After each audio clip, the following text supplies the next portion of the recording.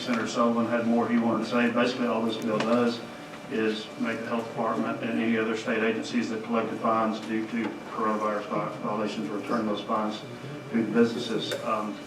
Most of these businesses suffered enough through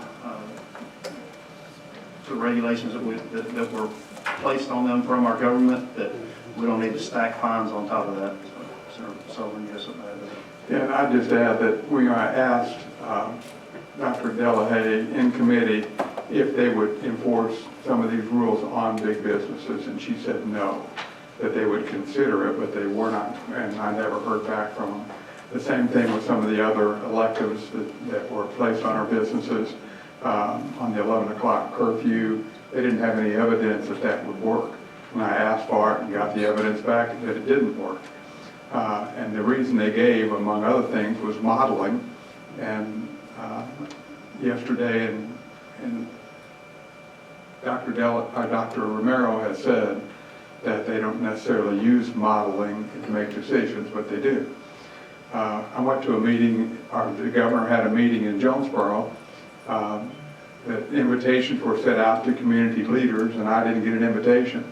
When I called the governor's office, they said they would consider that. I got an invitation to go, but this is what we're facing. You know, we as representatives and elected representatives of the people, we just want a voice. This has never been about the directives. Representative Gonzalez and I were the first ones to go file the directives that the governor wanted in the bill to make that bridge between the end of the emergency order where we went when the ended. We filed those bills, so we support what we're doing.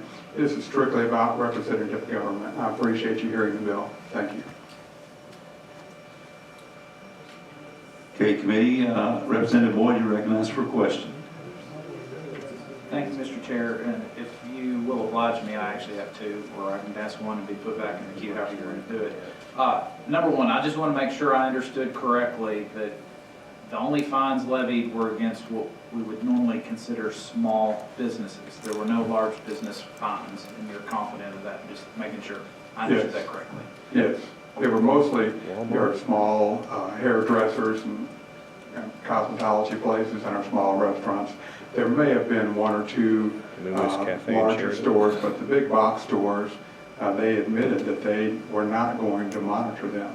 And I think the total fines was somewhere around $40,000 to $50,000 was the totality of it.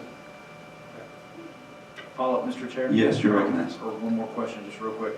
And, you know, I just have to ask, I consider myself conservative, and I would say I'm a rule of law kind of guy, so someone who would come to me and say, how could you support this? This was the law at the time. How could you undo the law retroactively? Help me with how I would answer that. Yeah. You want me to go there? You go there. Yeah, you know, we have done it frequently. We have found out that the law erred in sending people to prison, and we've let them out of prison. So we have found out that we have, and we found out multiple times that a rule that we intended, maybe it had the different effect than we intended with the rule that we made. So we walk back agency rules quite frequently. I think I've got a couple on we're going to be running later that kind of correct error. You hear the agencies come up all the time and say, you know, I'm running this for XYZ agency because we made an error in that. And I think we just erred in doing these businesses. I also think, you know, we make the law, and the executive branch enforces the law. When the executive branch makes the law and enforces the law, at some point we have an obligation to correct that. And if you're going to come into my district, and I hope you all see it this way, if you're going to come into my district and you're going to fine, punish, restrict, enforce rules, then I as a representative want to have a voice in that. And I understand the Emergency Act well.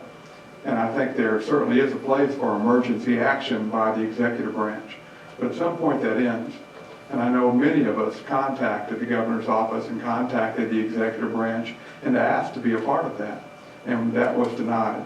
So I think, you know, as far as following the rule of law, I wish they had done that and followed the executive branch had followed the law and brought us in.